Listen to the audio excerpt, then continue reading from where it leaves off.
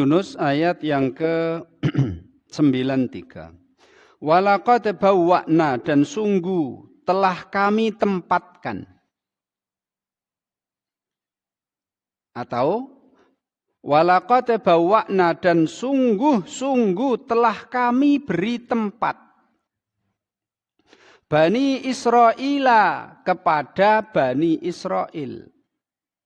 Mubawwa'a sidqin, tempat yang bagus.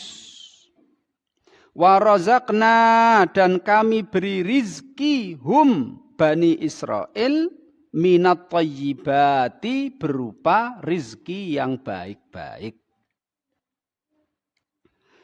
Ayat ini Bapak Ibu saya hormati menjelaskan kepada kita, ya, dan juga sebagai pelajaran bagi kita umat Nabi Muhammad sallallahu alaihi wasallam. Apa itu? Allah Subhanahu wa taala memberi tempat yang bagus kepada Bani Israel. Setelah mereka diperbudak, dianiaya, disiksa, dihalang-halangi dari sholat, dari ibadah, bahkan mereka dipaksa untuk menjadi budaknya Fir'aun. Tapi mereka sabar, mereka tabah, tidak mengikuti apa yang diinginkan oleh Fir'aun. Sehingga mereka sholat, minta tolong kepada Allah dengan sholat, dengan sabar. Dan juga Nabi Musa alaihi salam berdoa kepada Allah agar Allah menghancurkan Fir'aun dan bala tentaranya serta harta benda yang mereka miliki. Yaitu pelajaran yang telah lalu itu. Maka Allah Subhanahu wa taala setelah itu memberi mereka tempat yang baik. Apa tempat yang baik itu? Allah Subhanahu wa taala berikan mereka, yaitu Baitul Maqdis. Allah Subhanahu wa taala memberikan mereka tempat Baitul Maqdis. Ketika mereka lari dari Mesir, Pak ya, kemarin itu dikejar Fir'aun. Singkat ceritanya, mereka nyebrang Laut Merah, Fir'aun dan bala tentaranya tenggelam. Kemudian setelah itu Nabi Musa alaihi salam diperintahkan oleh Allah untuk mengajak, memerintah Bani Israel agar segera menuju ke Baitul Maqdis untuk memerangi penjajah yang saat itu menjajah, yaitu bangsa Amalikoh. Bangsa Amalikoh itu ya bangsa yang saat itu sedang berkuasa di daerah negeri Syam dan timurnya, yang sekarang Irak gitu Pak ya. Mereka orang-orang padang pasir, penggembala, tapi mereka berkuasa, mereka barbar Pak, kejam. Nah, itulah mereka yang mau menjajah Baitul Maqdis.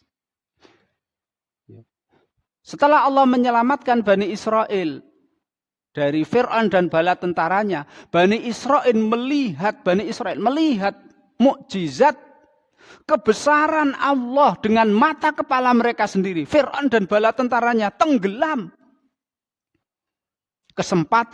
Kesempatan itu dimanfaatkan oleh Nabi Musa untuk mengajak mereka, ayo kita berjihad memerangi penjajah yang saat ini menjajah Baitul Maqdis, yaitu kaum Amalikoh.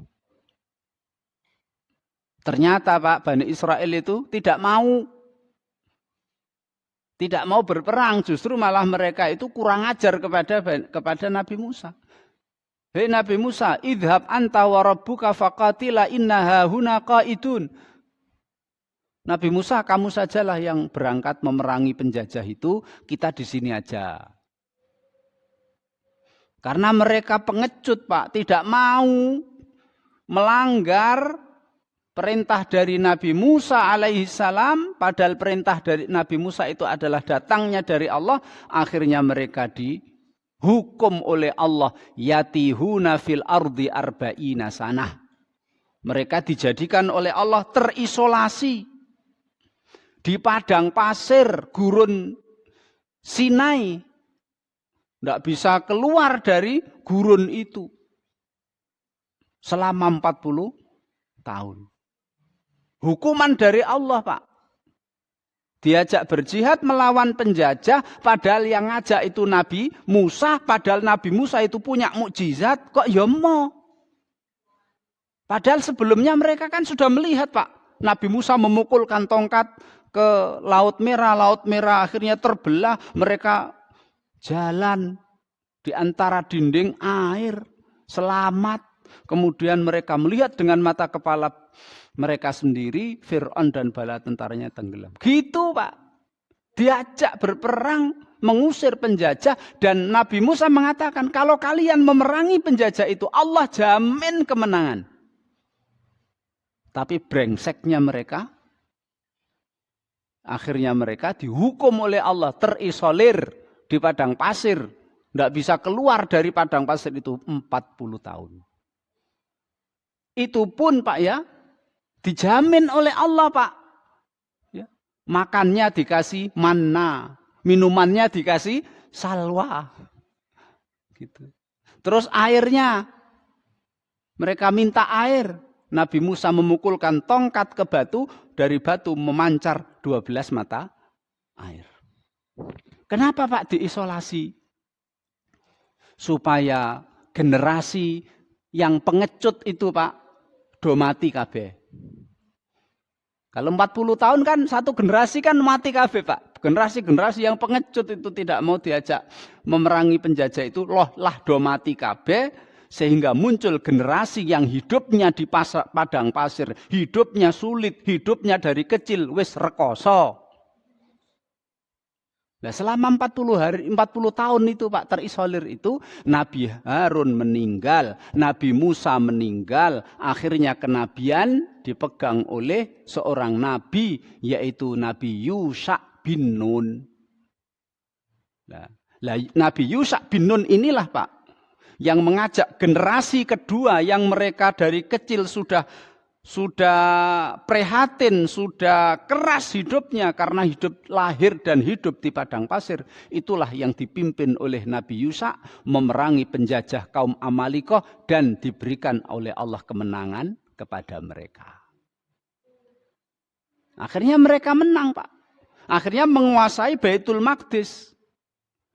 Di mana Allah Subhanahu wa taala memberkahi Baitul Maqdis. Ketika mereka menang dan menguasai Baitul Maqdis, Pak, Allah Subhanahu wa taala memberi keberkahan kepada mereka. Nek nandur-nandur subur, Pak. Perdagangan lancar, makmur mereka. Itulah janji Allah Subhanahu wa taala.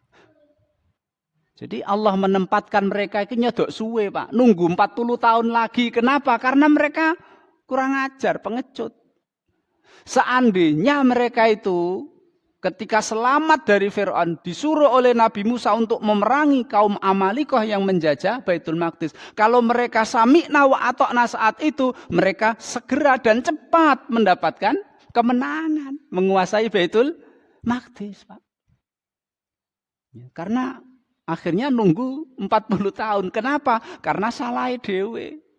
Pengecut mereka.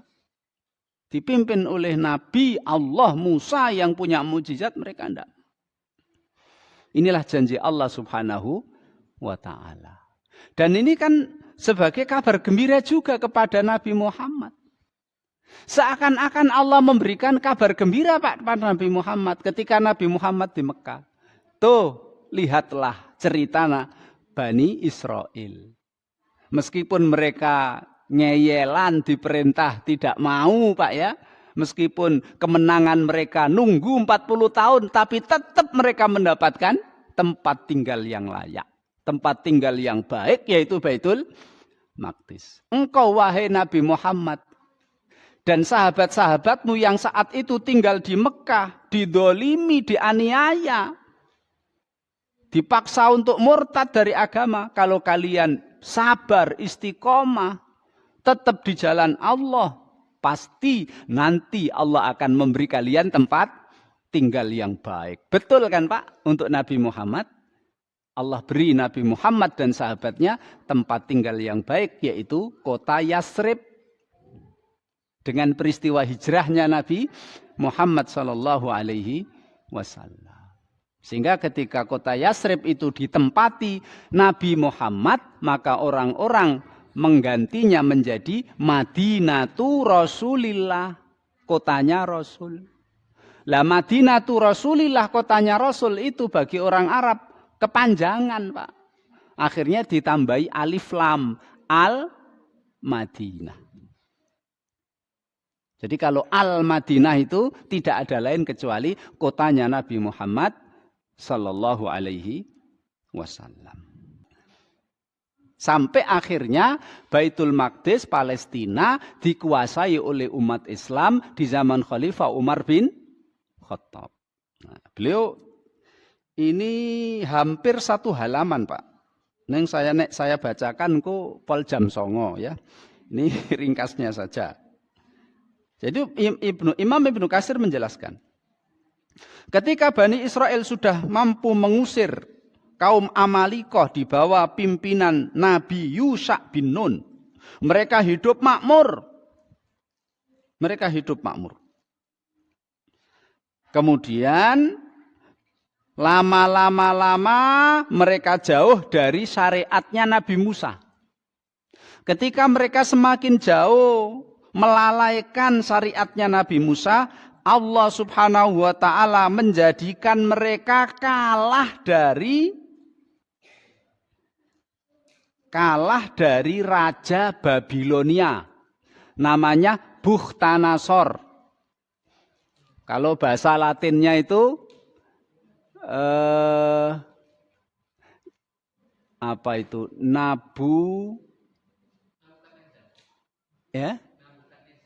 Nabu apa? Nah itu ya itu. Kalau Arab itu kan bahasa Latin Pak ya, bahasa sana. Kalau bahasa itu masuk ke Arab namanya Bukhtanasor. Bukhtanasor. Dan Bukhtanasor ini dari bahasa Persia. Nah, nama Raja Babilonia dari dijajah Pak. Karena mereka jauh dari syariatnya Nabi Musa, akhirnya Allah hukum mereka lagi. Mereka dijajah oleh Raja Babilonia namanya Bukhtanasor. Kemudian mereka akhirnya sadar Pak. Kemudian mereka kembali kepada syariat Taurat, syariatnya Nabi Musa. Kembali dekat kepada Allah. Kembali dekat kepada agama mereka. Akhirnya mereka berjuang lagi mengusir penjajah. Yaitu Raja Bukhtanasor dan bala tentaranya akhirnya terusir kalah. Mereka menang lagi Pak. Jaya lagi di tempat mereka yaitu Palestina, Baitul Maqdis. Hidup makmur lagi. Nah, kemudian Bapak Ibu hormati, setelah itu Pak, mereka dikalahkan oleh Raja Romawi. Bangsa Romawi Pak ya, dari Yunani Pak ya. Yunani itu berhasil menaklukkan daerah-daerah ke timur, semakin ke timur, dan akhirnya mereka menguasai negeri Syam, termasuk Palestina dan Baitul Maqdis. Dikuasai lagi oleh raja-raja atau oleh bangsa Romawi. Akhirnya Bani Israel kalah Pak itu. Dijajah lagi oleh bangsa Romawi. Karena bangsa Romawi itu agamanya bukan agamanya Nabi Musa, tapi agama penyembah berhala, nyembah Tuhan Zeus, Tuhan apa lagi itu loh Pak. Tuhan Dewi Fortuna itu loh ya. Tuhan matahari. Jadi bangsa Yunani itu aslinya adalah mereka nyembah-nyembah Tuhan-Tuhan itu. Nyembah Tuhan-Tuhan banyak mereka sembah. Kalah. Orang Bani Israel kalah, dikuasai, dijajah. Nah, Kemudian saya hormati, setelah itu Allah Subhanahu wa taala mengutus Nabi Isa alaihi salam. Allah mengutus Nabi Isa alaihi salam. Ketika Allah mengutus Nabi Isa alaihi salam untuk menyelamatkan Bani Israel, salah satu kelompok dari Bani Israel, Pak, namanya bangsa Yahudi ini malah tidak mau mengikuti Nabi Isa. Padahal kan Nabi Isa itu diutus oleh Allah agar Bani Israel yang dulunya ikut Nabi Musa supaya ayo semuanya ikut Nabi Isa. Satu kelompok dari Bani Israel namanya Yahudi, mereka malah nentang, tidak mau mengikuti Nabi mereka, Nabi yang Allah utus untuk mereka. Dan bangsa Yahudi ini, Pak, mereka tetap mengikuti agamanya, syariatnya Nabi Musa, mereka tidak mau mengikuti agama dan syariatnya Nabi Isa. Mereka keliru, Pak. Tidak sampai situ saja. Mereka menghasut penguasa saat itu, yaitu bangsa Romawi.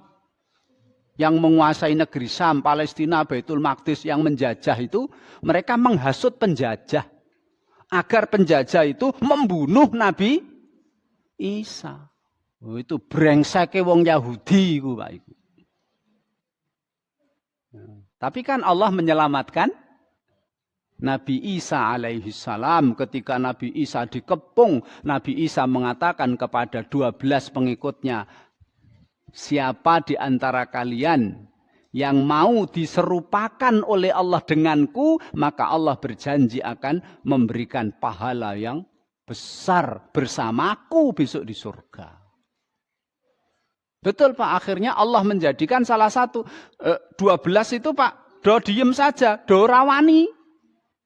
Ada satu pemuda dari 12 muridnya atau pengikutnya Nabi Isa itu satu, masih muda, Pak. Kula Rasul, saya mau. Saya mau, wahai Rasulullah, Nabi Isa, saya mau, aku diserupakan denganmu. Betul, Pak. Akhirnya dia diserupakan oleh Allah dengan mirip dengan Nabi Isa. Saat itulah Nabi Isa diangkat oleh Allah ke langit. Nah, ketika orang-orang Yunani itu, Pak, ya, bangsa Romawi itu ngepung rumah itu dan mereka masuk, akan mencari dan akan membunuh Nabi Isa, yang didapati bukan Nabi Isa, yaitu muridnya yang paling muda. Mereka lihat, oh ini Nabi Isa, padahal itu bukan Nabi Isa, itu dimiripkan oleh Allah dengan Nabi Isa.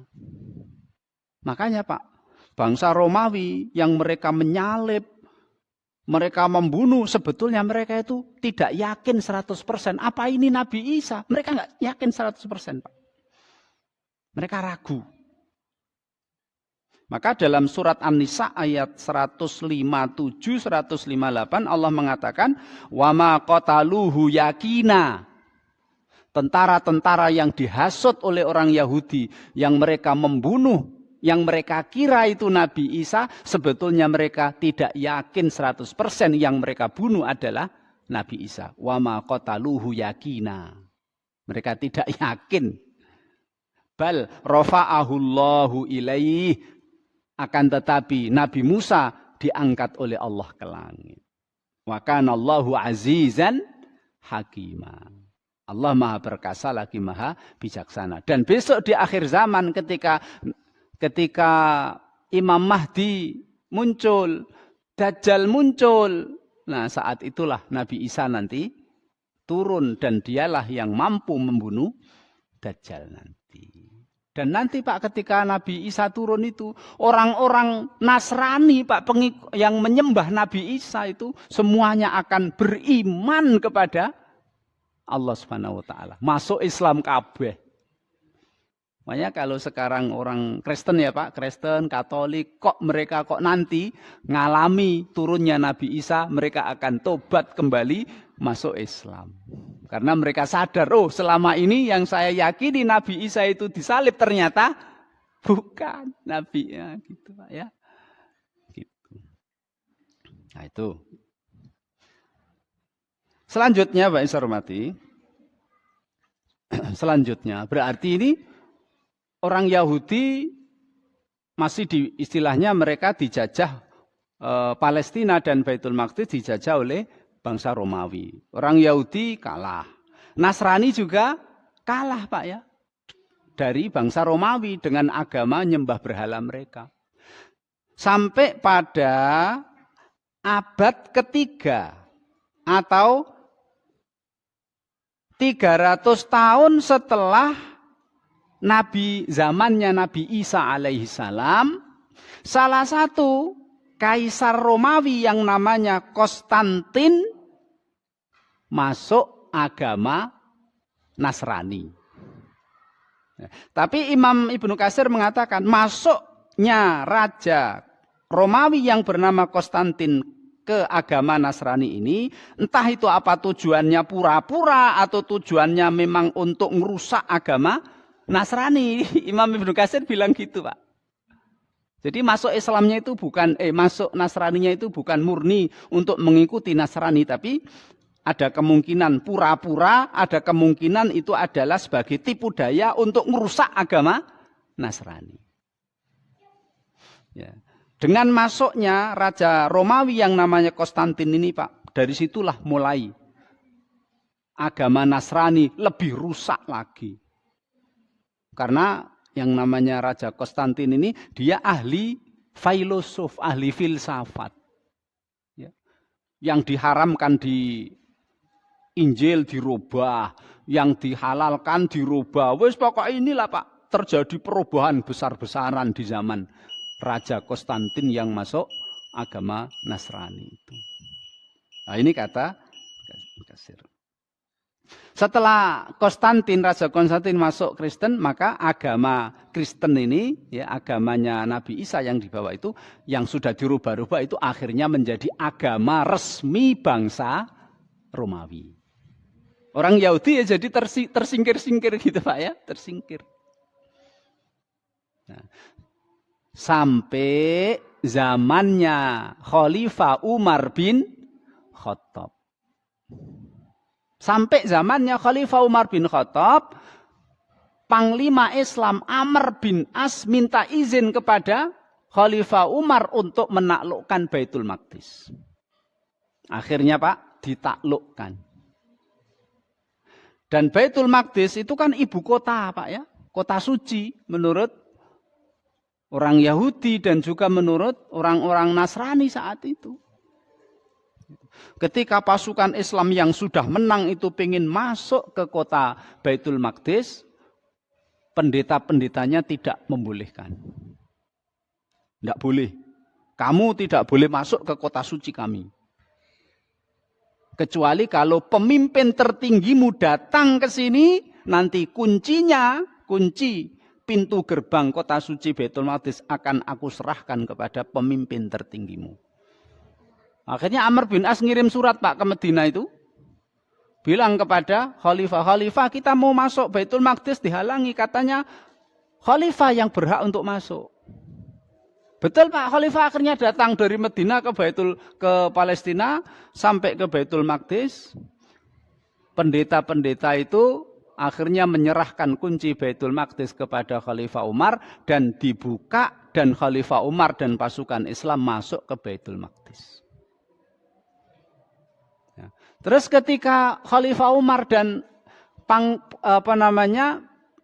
komandan atau panglima perang Amr bin As dan pasukannya itu masuk Baitul Maqdis, apa mateni wong Kristen, Pak? Ora.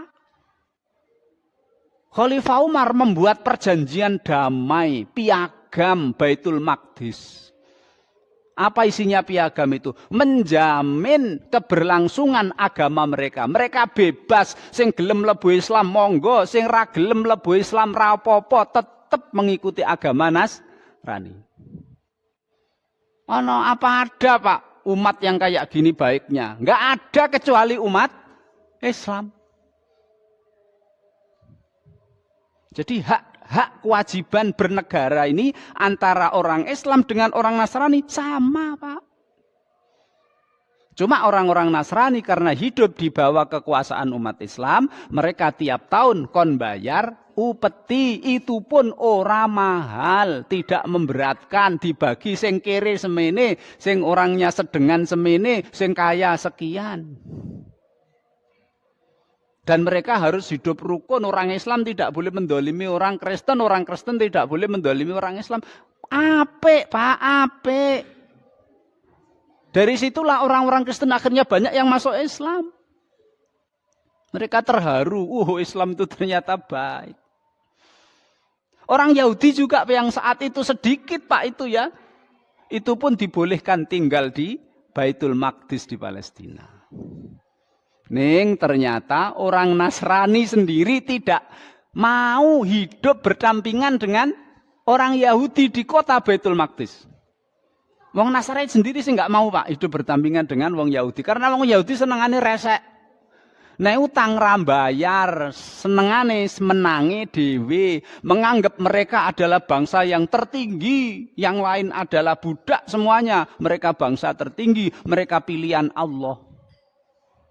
Nek utang kepada selain wong Yahudi ra gelem bayar, sak penake dhewe. Akhirnya wong Nasrani itu merasa keberatan. Akhirnya matur kepada khalifah, wahai khalifah wa amirul mukminin, kita keberatan wong Yahudi hidup bareng di kota Baitul Maqdis. Akhirnya Khalifah Umar tanya, loh kenapa? Kan ini kota bersama. Mereka akhirnya memberikan penjelasan, Pak, mereka resek, mereka gini. Akhirnya terus, ya sudah kalau ini permintaanmu, akhirnya Khalifah Umar menyetujui, ya wis, kalau begitu wong Yahudi tidak boleh tinggal di Baitul Maqdis, tinggal di luarnya saja. Berarti Bapak Ibu saya hormati,